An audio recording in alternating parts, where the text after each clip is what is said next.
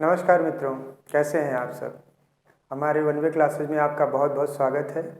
YouTube channel के माध्यम से आज हम आपके समक्ष एक ऐसी विषय पर चर्चा करने जा रहे हैं जो आगामी परीक्षा आर की जो 1 अगस्त को आयोजित होने वाली है लोक सेवा आयोग उत्तर प्रदेश द्वारा, उसके संबंध में यह परिचर्चा है। बहुत से विद्यार्थियों के इस समय काफ़ी क्वेरियाँ आ रही हैं और काफ़ी लोग इस बात को लेकर भ्रमित हैं कि सर इसकी तैयारी कैसे की जाए, किस तरह से किया जाए कि ये हमारा अंतिम प्रयास हो जाए, ठीक है ना।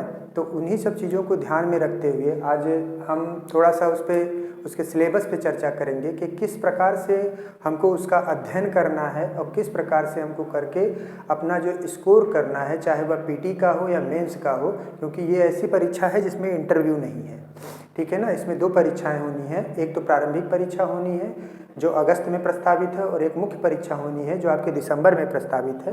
तो उन्हीं चीज़ों को ध्यान में रखते हुए यहाँ पे हम उसके सिलेबस के एक पोर्शन जो सामान्य हिंदी का पोर्शन है, सामान्य हिंदी का पोर्शन है, उस पर हम आज यहाँ थोड़ा सा डिस्कस करेंगे कि सामान्य हिंदी के जो प्रश्न आते हैं, चूँकि सामान्य हिंदी का प्रारंभिक परीक्षा में बहुत बड़ा योगदान है, क्योंकि यहाँ से 60 प्रश्न आते हैं। टोटल प्रश्नों की संख्या आपकी कितनी होती है?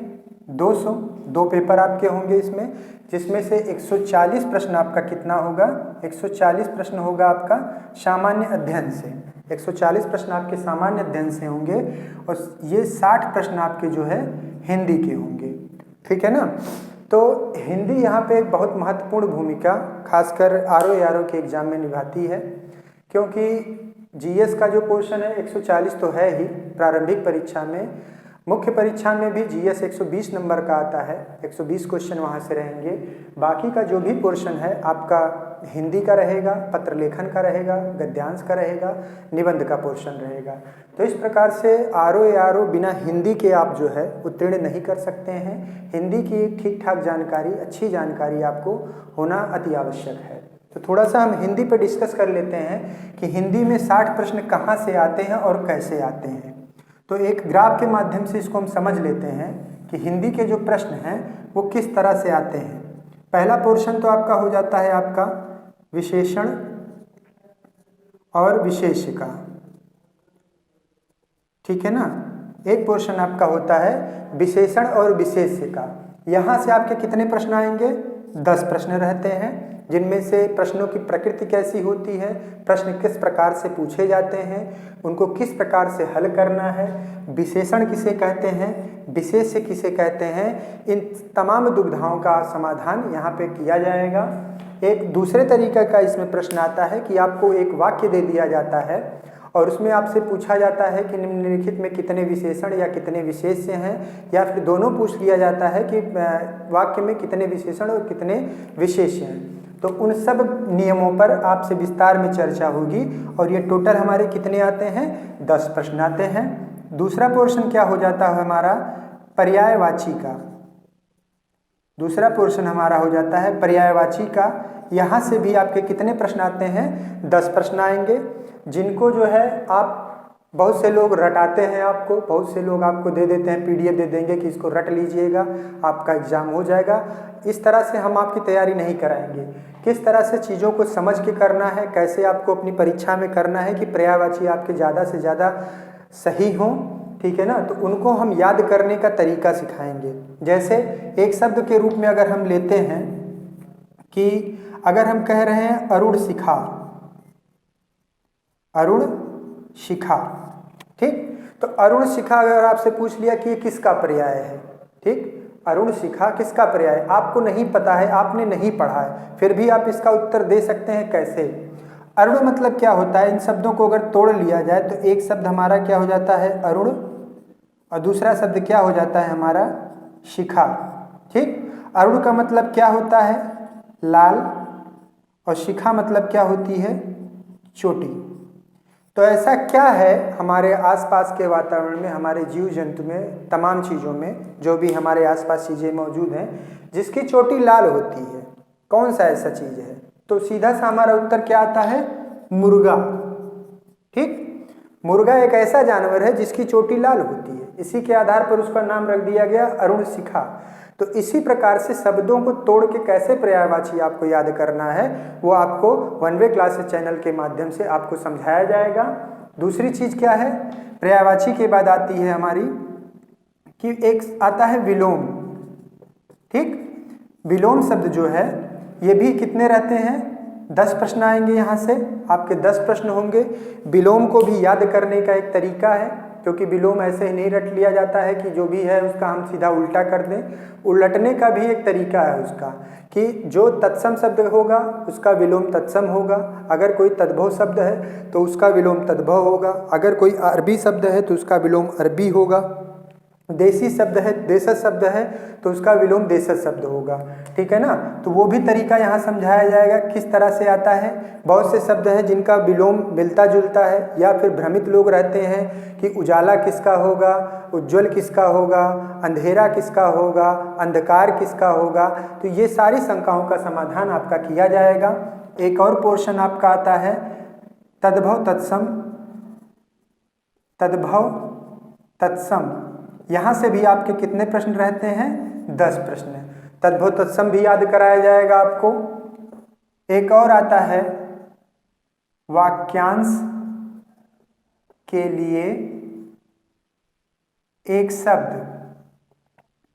ठीक है, यहाँ से भी आपके 10 प्रश्न रहेंगे। तो वाक्यांश के लिए एक शब्द भी, जिस तरह से मैंने पर्यायवाची को बताया कि शब्दों को तोड़कर अगर देखा जाए तो हमारे वाक्यांश के लिए, शब्दों के लिए भी यही बात कही जाती है कि अगर जो वाक्य दिया गया है उसको थोड़ा सा अगर हम समझ उसके प्रति विकसित कर लें तो वाक्यांश के लिए जो एक शब्द निकल के आता है वो अपने आप हम उसको निकाल सकते हैं। थोड़ी सी समझने की आवश्यकता होती है, तो वो समझ आपकी विकसित मैं करूँगा, इसकी जिम्मेदारी मैं लेता हूँ।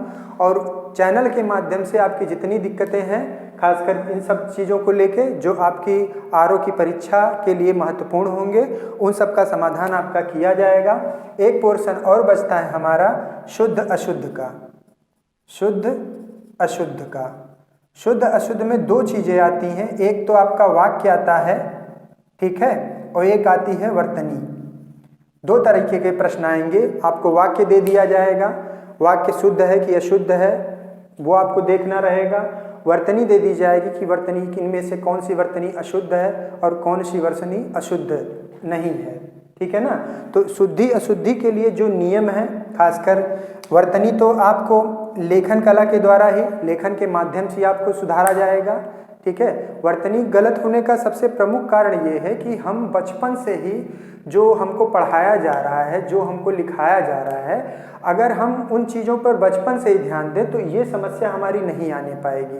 क्योंकि जो हम बोलते हैं वही लिखते हैं, ना कि जो लिखते हैं वो बोलते हैं। समस्या यहीं से प्रारंभ हो जाती है। अगर हम जो लिखते हैं वो बोलें तो समस्या हमारे सामने नहीं आएगी, लेकिन हम जो बोलते हैं, ठीक है ना, उन्हीं के आधार पर हम लिख देते हैं कि अगर हम जो बोल दिए वही सही है।